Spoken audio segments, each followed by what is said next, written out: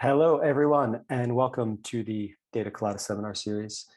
Today, we are really excited to have Marissa Sharif from the University of Pennsylvania presenting her work. In addition, we have a number of excellent panelists. We have Cindy Kreider, Rachel Gershon, Dražen Prelec, Caitlin Woolley, and George Wu. As always, we also have Leif Nelson and Yuri Simonson joining us. Leif has to leave early for a flight, which is why I'm doing this, so don't take that as any kind of signal when Leif gets out of here. Okay, Marissa, thanks again for joining us, and the floor is yours. Great, thanks, Joe. Okay, so I'm going to share my slides.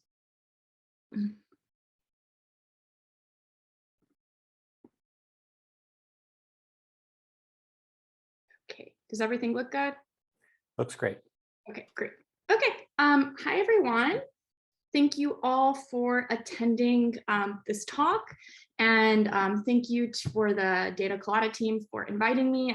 I'm really honored to be able to speak with you guys today about some of my research. And lastly, thank you so much to the panelists. I know it takes time out of your day, and I really appreciate you guys taking the time to hear about this, and I'm looking forward to hearing your thoughts. So as Joe said, my name is Marissa Sharif. I'm an assistant professor at Wharton.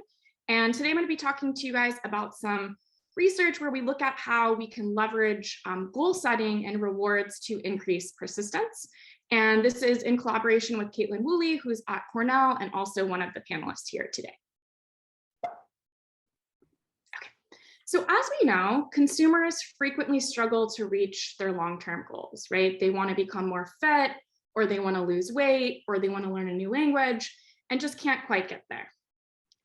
And so because of that, a lot of times consumers seek out companies to help them reach their goals.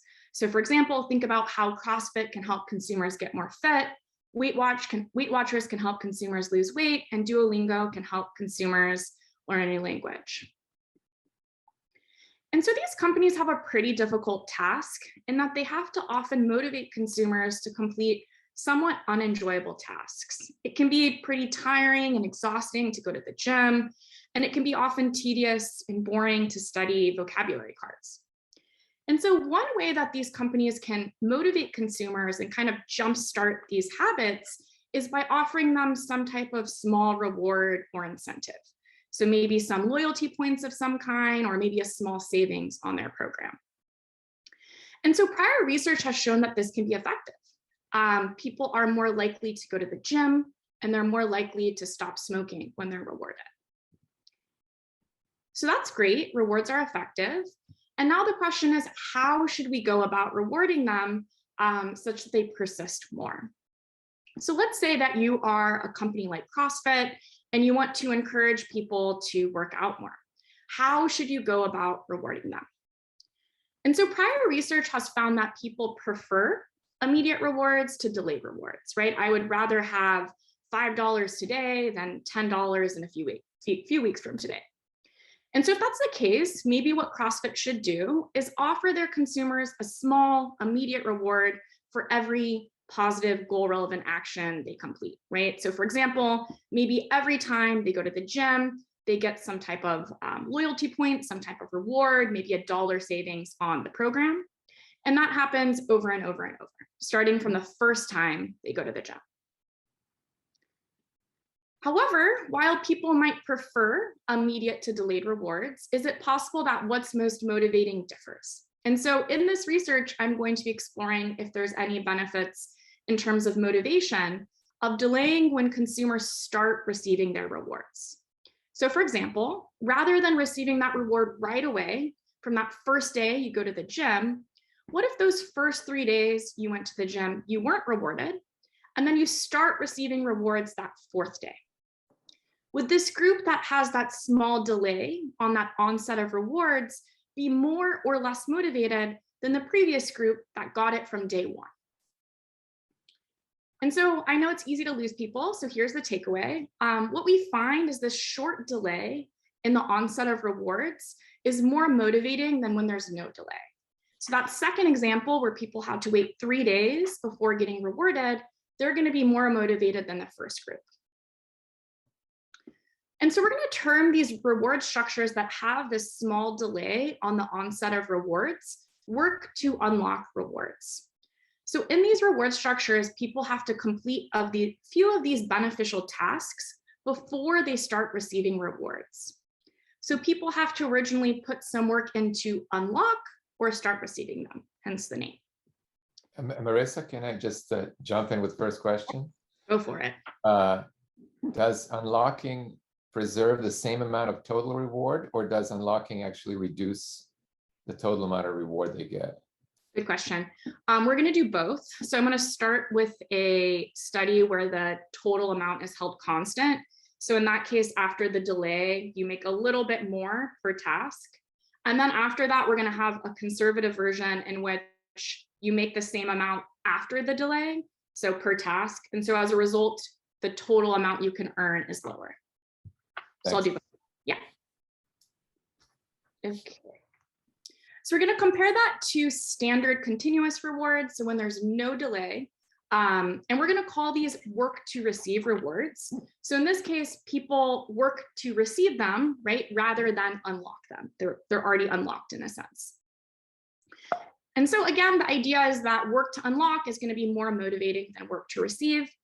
And so the reason why we think that's the case is because there's a different decision process that's going on for each of these reward structures, okay? So first, right, regardless of how people are being rewarded, consumers' persistence is going to be influenced by a bunch of different things, right? So how enjoyable the task is, how valuable the task is, there's a bunch of things. And then on top of that, we're going to suggest the reward structure itself also changes consumers' persistence. So let's start with work to receive rewards. So in this case, right, people receive a reward for each goal relevant task that they complete. So in this case, there's not really a salient reference point for consumers to strive towards.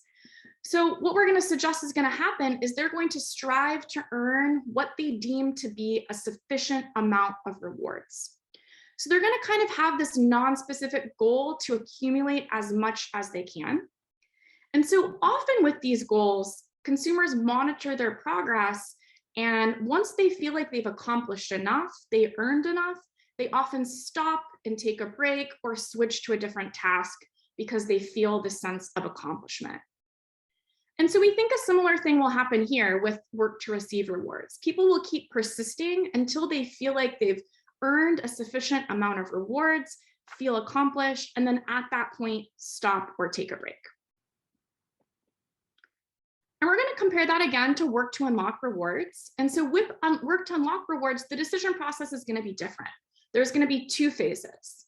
So first, what we suggest is going to happen is that this reward structure naturally encourages people to set an attainable goal to unlock the rewards. Okay, so in the example you see on the screen, people are likely to set a goal to unlock the rewards and complete at least 4 workouts. And so this should be motivating, right? A ton of research has found that people are more motivated if they set these attainable and specific goals than if they do not set a goal at all, okay? So people are going to be motivated to reach that point in which they unlock the rewards. Then what happens is phase 2. So after they unlock them, we suggest that consumers are going to shift their focus to now attempting to earn a sufficient amount of rewards, okay? So they're going to become similar to these work to receive people in a sense. However, because their rewards have a delayed onset, their progress towards earning rewards is going to be lower relative to those with work to receive rewards. So for example, let's say people get $1 per task with work to receive rewards. After going to the gym 4 days, they would have earned $4 in this case. However, with work to unlock rewards, after completing 4 workouts, they would have just finally earned their first dollar, okay? So those with work to unlock rewards are gonna feel like they've made less progress. They're gonna feel less of a sense of accomplishment towards earning rewards than those with work to receive rewards. And so they're going to continue to persist because they feel like they haven't made enough at this point. And on top of this, some cost fallacies also likely at play, right? So people put a lot of effort into unlocking their rewards. And now that they finally are able to get them, they're likely to continue. And so we're going to suggest this is part of the process, but I'm sure this is a multiply determined phenomenon, and a lot is going on, but we'll show you some evidence that these two parts are happening. So overall, we're going to suggest that there's these two parts of why work to unlock rewards are effective. One is that it naturally encourages goal setting to unlock the rewards.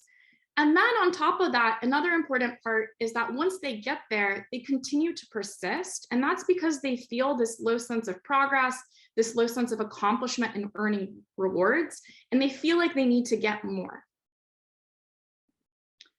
So we have a lot of studies. I'm going to present the following set to you today. We're going to start off with a longitudinal study that's just a nice demonstration of the effect. Then, as I mentioned before, we're also going to have a conservative version where people actually make fewer rewards in the work to unlock condition. Then I'm going to show you guys how it compares to work to receive rewards with a mere goal. So I'm going to show you why this ends up being different from work to unlock rewards.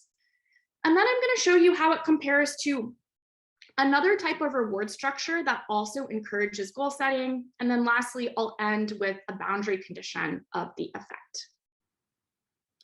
Okay, so let's start with the first one. So in this study, we're going to encourage people to floss. So flossing is an important health behavior. So the health of your mouth influences the health of your body.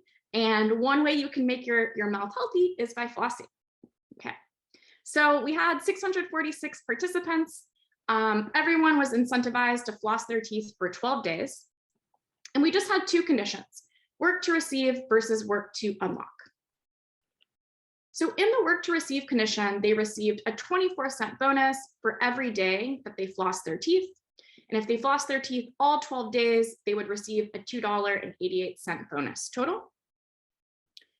In the work to unlock condition, for the first 3 days they flossed their teeth, they would not receive a bonus. However, after flossing their teeth for 3 days, they would receive 32-cent bonus for each day they flossed their teeth. So in the work to receive condition, they're receiving a bonus right away from that first day they flossed their teeth. And in the work to unlock condition, for the first 3 days they flossed their teeth, they do not receive any bonus. And then after that point, they do. It's important to note that across conditions, people do not need to floss on consecutive days to get rewarded, okay? So for example, you could floss on day 1, you could floss on day 3, you could floss on day 4, and then maybe you floss again on day 7. And if you're in the work to unlock condition, that would be when you start receiving your rewards. Okay. Another thing to note, across conditions, everyone knew about the reward structure prior to starting the task, okay? So none of this was a surprise. They knew exactly when they would get rewarded. So you might be wondering, okay, how did people prove that they flossed? It's a good question. What we did is we had a Qualtrics link, and every day that they flossed, they would go to this Qualtrics link and upload a picture of themselves flossing. So people floss in a variety of ways. We have glider floss, that's my personal favorite. We have standard floss and different ways of using that standard floss. So we found is that people flossed more days in the work to unlock condition than the work to receive conditions. They floss about 1 more day on average. So I think this is pretty cool because we were able to get people to floss more, which is an important health behavior, and also kind of demonstrates that delays at times can be beneficial, right? So there's a lot of emphasis on how people prefer immediate rewards, but in these tasks that are kind of repeated over time, delays can be helpful in motivating people. Marissa? Yeah. A tiny question. How do you handle people who floss 0 days? Are they zeros or do they disappear from the data set? They're zeros, so they're included in here. Sorry. Let me say this. This is actually a nice thing to figure out how to do these studies online. So what we do in this study is we recruit people, but we don't assign them yet to condition because there's a lot of attrition potentially. Then they have to come back on day 1 before knowing what the reward structure is. And then at that point, they're randomly assigned to condition, if that makes sense. So that way we kind of reduce a bunch of possible attrition. So the lowest you could do in this case would be 1 day because you're required to come on the first day to floss then you learn about the reward structure, if that makes sense. Okay, so actually, I mean, I think your answer is even better than what I was hoping for. I was just trying to understand if it was, to what extent are we accounting for people completely dropping out of a condition?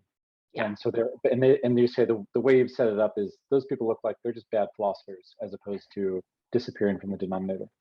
Yeah, Cool. so there will be people who drop out from sign up to day one, but they wouldn't be randomly assigned to condition at that point. So after day one, then everyone's randomly assigned. So yeah, this isn't being driven by differences in attrition at all. Can I ask a related question, which Yeah. is, I think, I looked at the whole set of studies, and one of the remarkable things is that I might have thought that you'd get a average treatment effect in which the work to unlock improves behavior for those who continue, but that you have a little bit of discouragement effect. And it seems that in this study you don't, and in the other studies. So can you speak a little bit about that? I mean, I think that's a surprising part of the study. Yeah, so sorry, are you speaking about like, why don't you get some people who just don't want to start because they, if you're a little concerned that you might not walk for 3 days or 5 days or whatever the threshold, then you're discouraged from starting. Yeah, that's a really good point. A few things on that. So one thing is, and we're going to get to that to the very end of the presentation, is I think one reason why people don't feel discouraged, at least initially, is that the unlocking period's relatively short, right? So in this case, it's like 3 days. I think if it's a longer unlocking period, and we're going to get there, that's going to be more likely to discourage people earlier on because it feels so far away. Where in this case, with 3 days, it doesn't feel too far. People feel like they can reach it. So I think that's part of it. A second thing is, we also looked at, so in these studies, kind of people are, enrolling in the study, they're in it. And another question that's kind of come up throughout this review process a little bit is, what about people's, if you just learn about the reward structures, how would that influence your likelihood of signing up a little bit? And so we also tested that, and we don't see big differences between conditions. But it is possible that in the real world, having that slight delay might kind of lead people a little bit to be less likely to sign up for the work to unlock reward structure. But in our studies, we don't see big evidence of that, but it's possible. Hey, Marissa, I wanted to jump in with one of the questions from the chat, because I think it's something that we've been thinking about and also thinking about future research on this. So one of the questions is about increasing rewards. So whether increasing rewards would be as effective as work to unlock. So kind of going from like 0.01 for day one, 0.02 for day two, or other types of increasing rewards. Yeah, it's a good question. We didn't, so I think there's a couple parts of that. We didn't compare it to every single task increasing. So, you get 1 cent, 2 cent, 3 cent, 4 cent, 5 cent. I'm not sure how that will exactly compare. It's possible for this that it's a little bit more motivating to get started when you go from 0 to finally getting a reward. And I think that kind of signals a more clear goal that people strive for, in a sense. So I think it's possible that could be more motivating, but we haven't compared it to directly increasing rewards, so I can't speak exactly to that. Another thing we've thought about is kind of related to that is work to unlock rewards, in a sense, but rather than starting with 0, what if you started with just a lower reward? So kind of like a tiered reward structure. And so, for example, maybe you start with, 10 cents for the first 3 tasks. And then after that, you get 20 cents for the next 3 tasks and onwards. It's possible that might also be effective, but it's possible that work to unlock that starts with 0 will also still be more motivating. And that could be for a couple of reasons. One is that I think in both cases, people might be motivated to get to the goal. But again, going from 0 to something might be more motivating than going from a little reward to a slightly bigger reward. And then I'm going to get into later about how part of the process does seem like once people get to the reward part, once they unlock their reward, they feel like they haven't made enough progress. They feel like they haven't accomplished enough, and that keeps them persisting. So it's possible if you start with something a little bit, you will have less of that feeling, if that makes sense. Okay, cool. Thanks for all the questions, guys. Okay, so this is what happens over time. So what you can see is that work to unlock is pushing people to persist more, right? So it's pushing people to be more likely to reach 10 or 11 or 12 days, right, of flossing. Okay, so now, and this was a question from earlier, right? It's possible. Do you mind if I ask one more question? I mean, yes. I think one of the stories that you talked was, and this is an extreme version, but that it just sort of shifts the period over. Yeah. I know that in the paper you estimate hazard rates. Is there a way of actually seeing whether there's any evidence? I mean, one story is just that you move the distribution over, and you can imagine other stories, but I was wondering if there was any direct evidence of a story like that. Shifting the distribution over, or yeah. which? Yeah. Yeah. And one test presumably is you could just see whether the hazard rates conditional on basically starting at 4 or starting at 0 are the same. Mm-hmm, mm-hmm. So what we did a little bit across studies, and let me know if this answers your question or not. We looked at two parts because we're kind of thinking two things are happening here. So we looked at the likelihood of like reaching the unlocking period. So the likelihood, for example, of completing at least 4 workouts. So getting started and reaching the goal. And we also looked at conditional on reaching the goal, how many more workouts do you complete after that? And we looked at that kind of across studies. And what we found is on average, both of them tend to be happening. With some studies, you know, one part of it's might be a little bit stronger than the other part. But if you look at overall what happens, kind of both part of those processes happen. So it's both encouraging people to get to 4 or get to the unlocking period, and also encouraging people to persist after that point. So you will see too, because we eventually do this study, and it's interesting to also compare it to other reward structures that encourage goal setting, but also just comparing it to work to receive will force everyone to kind of get to that unlocking period where they, for example, get to 4 workouts, and we see how much do you persist more after that. And they do persist more in the work to unlock than the work to receive condition. Does that answer your question? Okay, great, awesome. Okay, cool. Okay, so next we're gonna do a conservative test of this. So in this case, people are gonna make less money overall in the work to unlock condition, and we wanted to see if that would lead people still to persist more.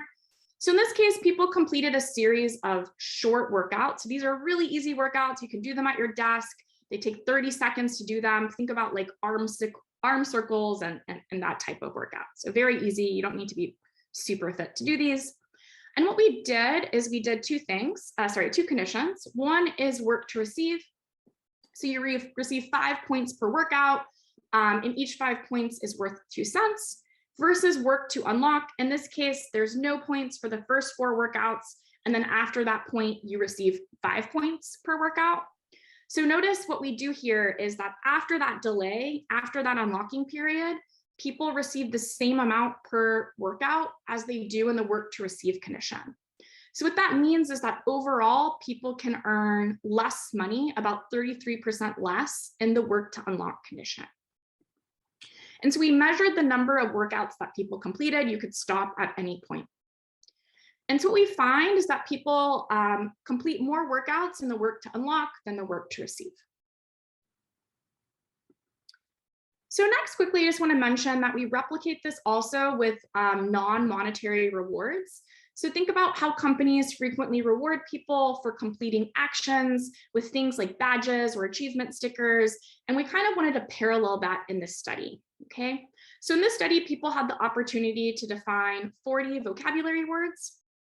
And so what they were asked to do, because we don't expect them to know the definitions, is copy and paste the definition from dictionary.com. And we just had two conditions, work to receive and work to unlock. And so what happened is in the work to receive, for every word they defined, they received a beautiful smiley face. So this red one. And then if they completed two, they saw the next color in the rainbow. So they saw red and orange. And we compared that to work to unlock,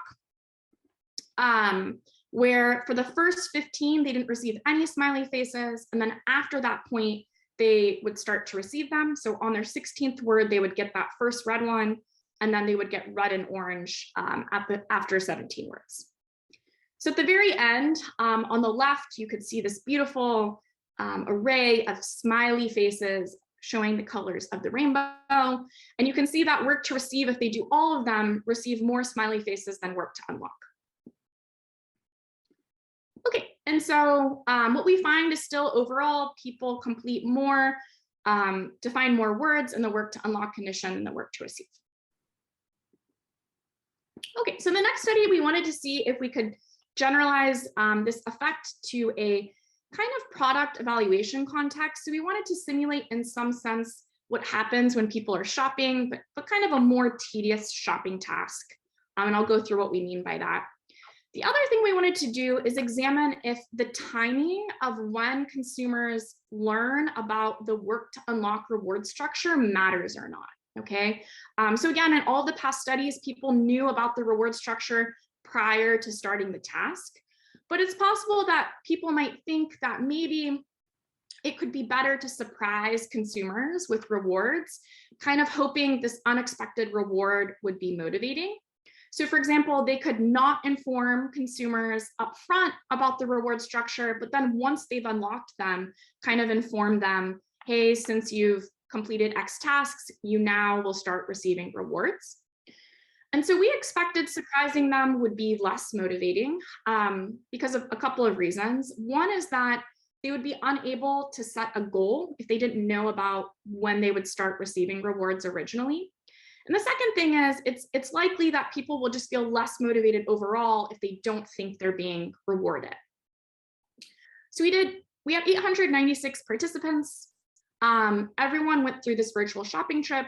And so what we did is it had a bunch of different product categories. So think about scissors, notepads, tape. And what they were asked to do is rank all of the products from least to most expensive, rank them from highest to lowest star rating, and then finally to choose their preferred product. So we're trying to kind of mimic what you would need to do to make a choice when you're shopping. And so for each product category, they would receive a reward.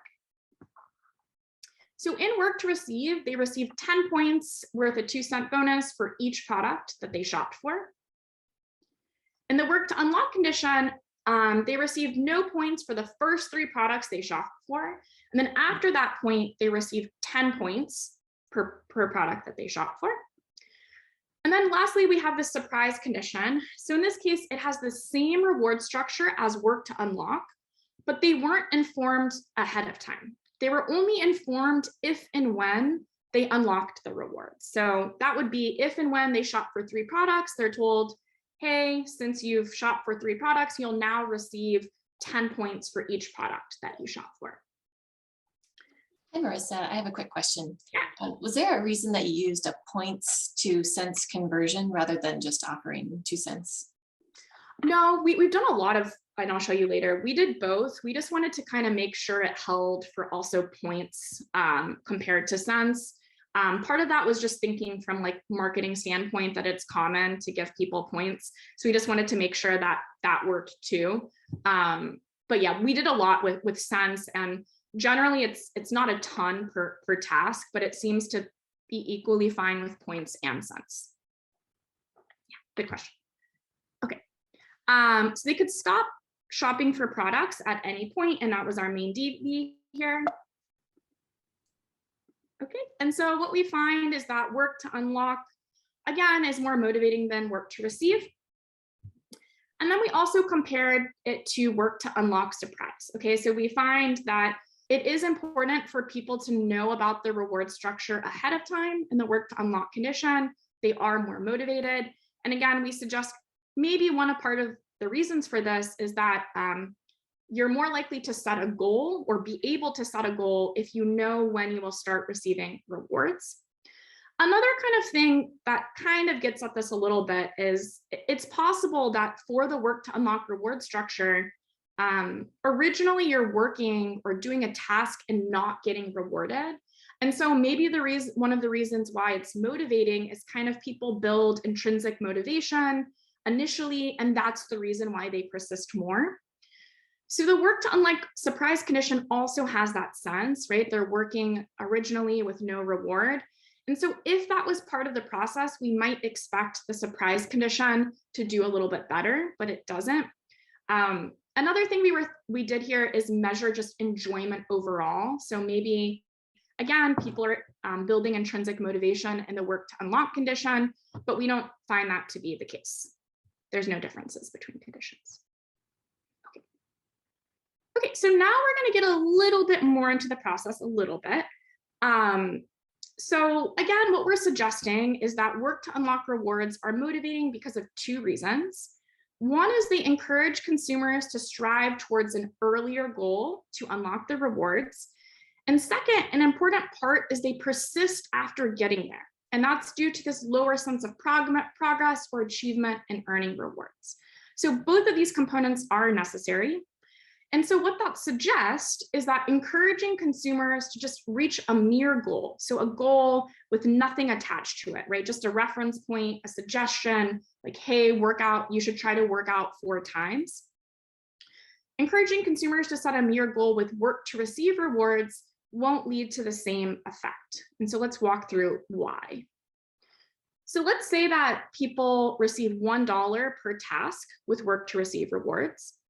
And let's say they're also encouraged to reach a mere goal. Okay, so let's say that we say you should try to complete at least 4 workouts, right? So that's a nice reference point, a nice goal here. And so what we suggest is going to happen is that people will be motivated initially to reach that goal and work out 4 times. However, once they get there, we suggest they're likely to stop and relax after completing 4 workouts.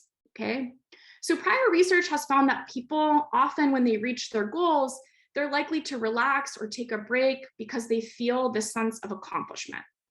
So people are really motivated to reach a goal, really motivated to get to that 4 workout point, but in order to avoid the pain of failing. But once they get there, they're less motivated to continue, right? It's not exciting, not very pleasurable to surpass that goal as it is to reach that goal. Okay, so in this case, what we suggest is going to happen, again, people will feel accomplished in terms of reaching their goal. And another important component is they're going to feel relatively accomplished in terms of accruing rewards. Okay, so at this point, they would have earned $4 and they might feel like that's pretty good. I feel like I've made a sufficient amount of rewards. And so for both of these reasons, they might be likely to stop. Okay, so this group's going to be motivated to get to their goal, but less motivated to surpass it. And let's compare that to work to unlock. So in this case, again, let's say they start receiving their rewards after completing 4 workouts. In this case, we again expect people will set a goal to unlock their rewards and complete at least 4 workouts and be motivated to get there, just like those with mere goal. However, once they get there, we suggest they're going to persist, right? And that's because they're going to feel less accomplished in terms of accruing rewards. So at this point, they would have only just earned $1. They wouldn't feel like they've made enough to stop at this point, and they would continue to persist, right? And that's different from the mere goal people with work to receive, because they would have earned $4 at this point. So what we suggest is going to happen is that with both of these groups, work to unlock and work to receive with a mere goal, they're both going to be initially motivated to reach that goal. But those with work to unlock rewards are going to persist after that point. And again, that's because they feel this lower sense of accomplishment in terms of accruing rewards. Okay, so let's go through the actual study. Just wanted to make sure it's clear. So this is going to look very similar to study 1B. again, they're going to complete a series of short workouts. Work to receive and work to unlock are the same as before. So 5 points per workout in the work to receive condition. For the work to unlock, for the first 4 workouts, there's no reward. And then after that point, they receive 5 points per workout. Work to receive with goal has the same reward structure as work to receive, but they just also have this near goal. So they're told, again, 5 points per workout, and told your goal is to complete at least 4 workouts. And so our DV here was number of workouts completed. So overall, we find people with work to unlock complete more workouts than work to receive, and marginally significantly more so than work to receive with goal. But what we were really interested here in is kind of what happens over time. So on the x-axis is workouts completed, and y is the percent who complete them. And so that black line represents when people reach their goal. So that is when people start receiving their rewards in the work to unlock condition, and also the goal participants were told to get to in the work to receive with goal condition. And so consistent with what we were thinking, what we found is that people were more likely to reach this goal and complete 4 or more workouts in both the work to unlock and work to receive goal condition than the work to receive just regular condition with no goal. And so as we suspected, right, this mere goal is motivating initially. It motivates people to get to that goal and work hard to get there, right? Consistent with previous research, and work to unlock is similarly doing that. However, we also looked at what happens after they reach their goal, okay? So again, prior research has found that once people reach their goal, they're often likely to stop and relax because they feel this sense of accomplishment. And so if you look at that black dotted line, that's the work to receive with goal condition, we find that's exactly what's happening here, right? So if you look at that black line when they reach their goal, there's this big decline once they get there. And if you look at the gray line, that's the work to unlock condition, there's also a decline, but less so, right? And so what we did is we looked at conditional upon reaching the goal, who persists more, who completes more workouts. And what we found is that this work to unlock condition led people to persist more past the point of the goal. And so again, we kind of think this is revealing the dual nature of the process. Work to unlock rewards are encouraging people to set a goal to get there. However, another important component is that it encourages people to persist past that point. And we think it's because of the delayed nature of receiving the rewards that people feel like they haven't made enough progress, they haven't accomplished enough in terms of accruing rewards to stop. So those with work to receive in this mere goal have earned 20 points, whereas those with work to unlock have only just earned their first 5. Marissa, can I ask a question? This is a really interesting study, and but I think it also highlights a difference between the study 1A and this study. So the 1A, I think, is something where in some ways people can, if you think about exercise, what people do is they presumably set new goals after they, do a workout and things like that. And I'm wondering if you can talk a little bit about what you think the difference is in the theory. I mean, you apply the same theory for things like flossing, which are over multiple days, and presumably that's a very different context than these kind of persistence activities in a lab. And they seem pretty different. And it seems like the motivation that's required for you to exercise every day or frequently is very different than the motivation that you need to, do one more squat or something in the lab. So I'd love if you could talk about that. Yeah. So are you saying the difference between flossing and kind of these exercise studies is that exercising each day is a little bit more effortful and that takes more effort to do it? I guess this is all in a lab, one lab setting. So it's really not exercising versus flossing. It's about exercising on a daily or a regular basis versus exercise in, relatively contiguous events in the lab. Yeah. So I guess if we were going to take this study, so I think the flossing study is also still a little bit different from, So the flossing study and this study are different in that flossing is longitudinal. You have to remember to do it every day. It's not one lab environment. That's one difference. And I think also what you were saying in terms of exercising every day is also a little bit different from the flossing study, because that's a longer, more effortful behavior in a sense.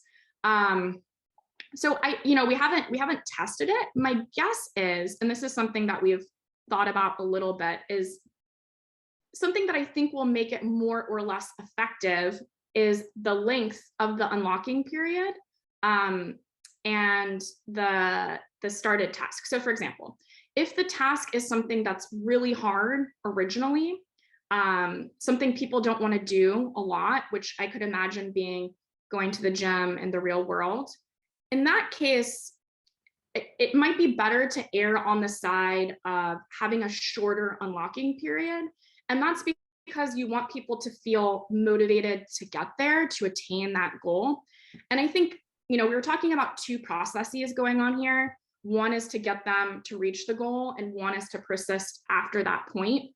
And which of those mechanisms are stronger, I do think depends on how difficult the task is at baseline and kind of how much people enjoy that task at baseline, right?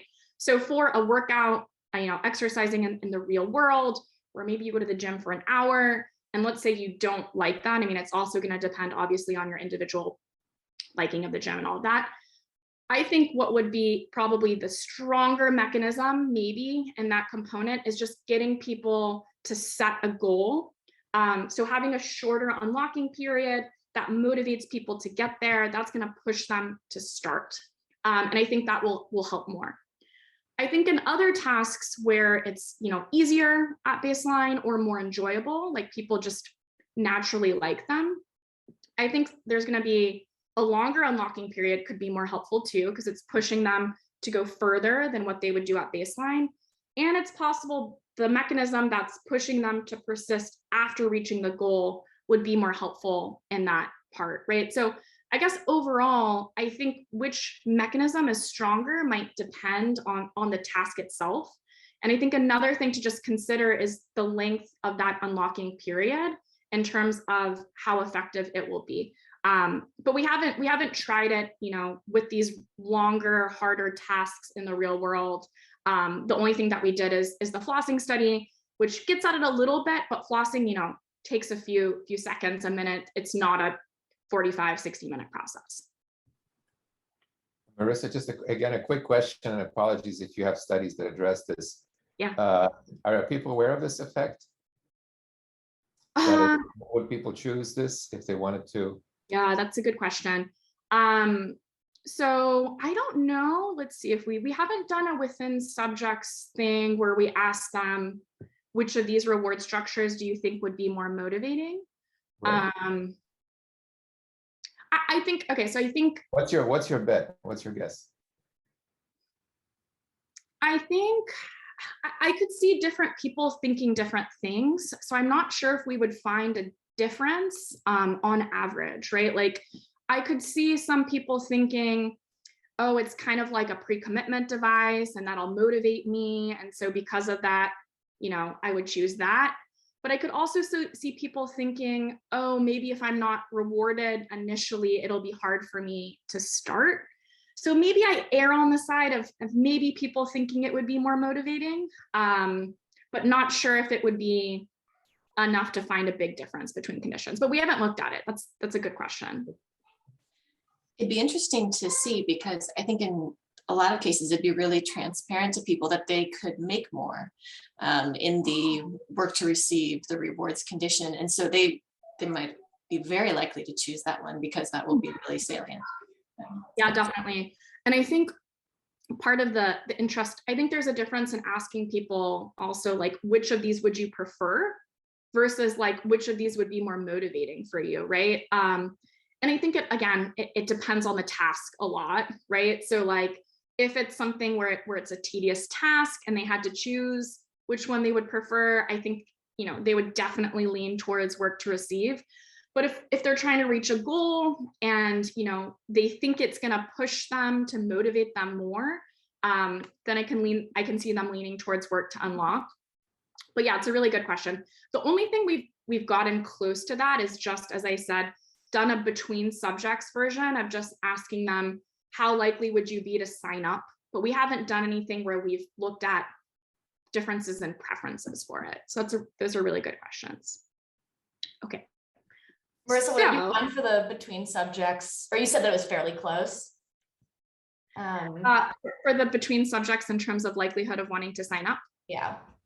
Yeah, so we don't find significant differences, but it's possible in the real world and maybe with a much bigger sample, we could, right? So like it was directionally leaning towards people being more likely to sign up for work to receive, but we don't find significant differences between it. So it's possible if we have much larger sample and or it was in the real world, we could find that, but yeah, that's what we've done so far. And that was a context where they were intrinsically motivated, like a health related context. Yeah, we did it for floss. We did the same, used the same prompts for study 1 and for the flossing study and for defining words. So yes. Okay. So we also asked people at the end of the study to just see if goal setting is going on. We asked them, did you set a goal to complete at least 4 workouts? And we found consistent with our manipulation, work to receive with goal was more likely to set a goal than work to receive, than work to unlock, sorry, and work to unlock was also more likely to set a goal consistent with our theorizing. Okay, so I'm gonna try to get through the rest of this in 10 minutes. So next, if our theory is true, right, this suggests that other reward structures that encourage goal setting, but do not result in lower progress towards earning rewards should also be less motivating than work to unlock rewards, okay? So for example, consider what we term goal-based lump sum rewards. So basically, imagine people get a small sum of money after working out 3 times, and then get another small sum of money working out another 3 times. And so kind of similar to the idea with the mere goal, what we suggest is going to happen here is that people will be likely to set a goal to, in this case, work out 3 times, right? And be motivated to get there. However, we suggest once they get there, they're going to be a little bit less likely to persist. And so this is because, again, once they get to their goal, they get this lump sum of money. And so they're likely to feel this greater sense of accomplishment in terms of accruing rewards, okay? And that's gonna lead them to be less likely to persist. And if you compare it to work to unlock rewards, let's say again, after working out 3 times, you start to earn rewards. Again, we expect that they're gonna set a goal to unlock the rewards and be motivated to get there. But again, we're gonna suggest they're gonna be more likely to persist after that point. And that's because rather than earning this lump sum of $3, they just started to earn 1. So they're going to feel less of this accomplishment in terms of accruing rewards and be more likely to persist. Okay. So I'm going to show you 2 quick studies. It actually won't take that long. So we did this one in a lab. We had everyone have the opportunity to define 40 words, and there were just 2 conditions. Work to unlock is no bonus for the first 20 words. And then after that point, 2 cents per word defined. Goal-based lump sum is after defining 20 words, they get a 20-cent bonus. So they get this chunk. And then after defining the next 20 words, they get another 20-cent bonus. They get another chunk. And so what we found is overall, work to unlock persists more. They complete more tasks. And another interesting thing that we looked at is the distribution of how many words people completed. And so what we were thinking here is, again, people would be motivated in both cases to get to 20 words to reach their goal. But those with goal-based lump sum would be more likely to stop at this point. Because they get this lump sum of money, they feel accomplished in terms of earning rewards, and so they're more likely to stop. And so we kind of saw this here, that there was a bigger group of people in the goal-based lump sum condition that stopped when they got to 20 compared to work to unlock. And so what we wanted to do in the next study is kind of tease this apart a little bit more, right? So self-selection can determine the likelihood to get to the goal. And then, you might have a different group of people that are willing to persist after that point. So what we wanted to do in the next study is get everyone to reach their goal. Okay, so it was a very similar study as study 1 with the workouts. Again, study 1B. Everyone was required to complete the first 4 workouts, and that would lead people to get to their goal in this case. So everyone got there, and then we were measuring how much people persisted after that point, okay?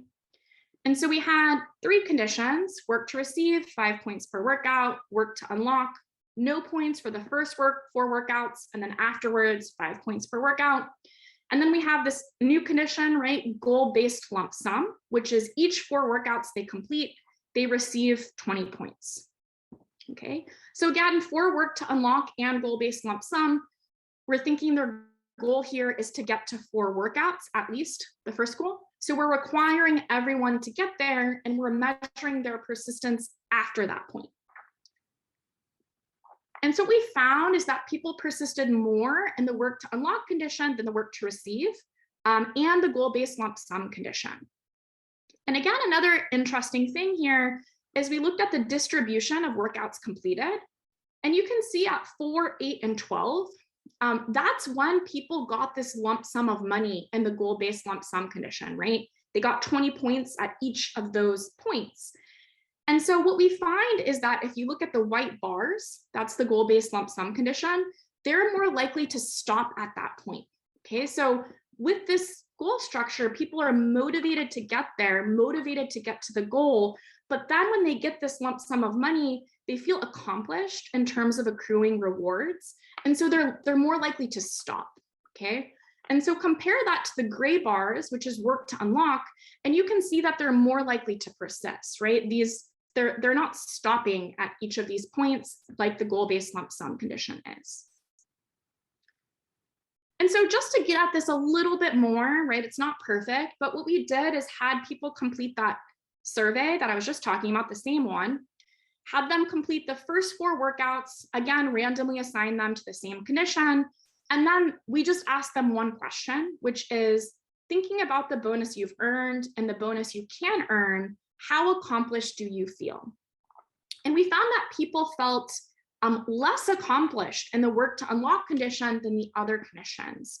And so again, we suggest this is part of the reason why they're persisting after they unlock the rewards, after they get to the goal. So I just have one quick study, and I think I'm going to get through everything, so that's great. So we suggest, again, work to unlock rewards are motivating because of 2 reasons. One of them is that it initially encourages people to set an attainable goal to unlock the rewards.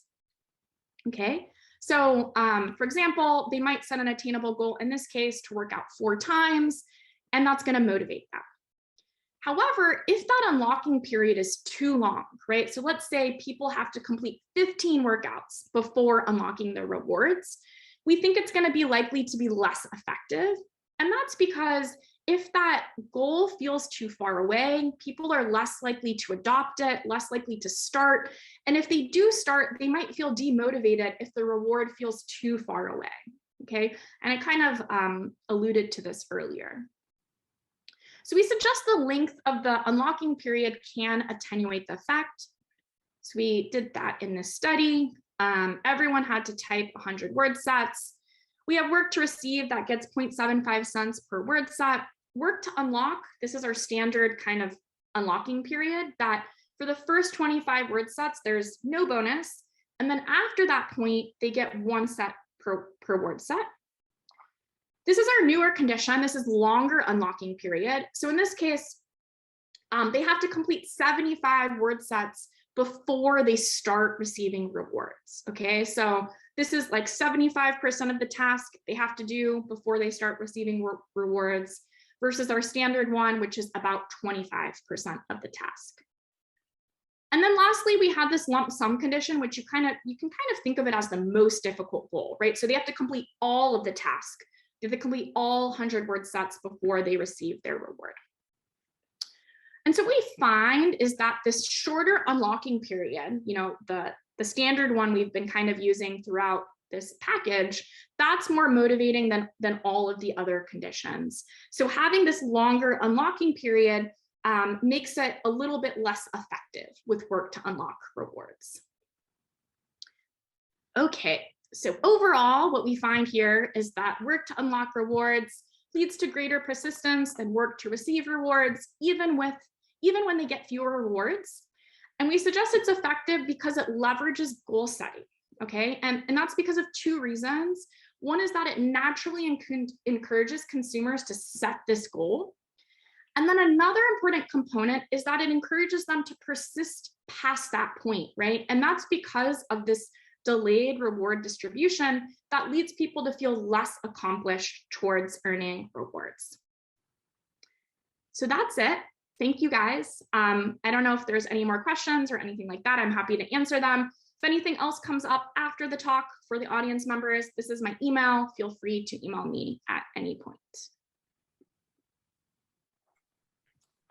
Okay, well, thank you so much, Marissa. That was really interesting and really great. Thanks also to all of our panelists for taking the time to join us. And thanks to all of you out there in the audience. I would really appreciate it. The Data Colada Seminar Series will be back again next week. In the meantime, have a great weekend and week, and take care. See you guys later. Thank you, guys.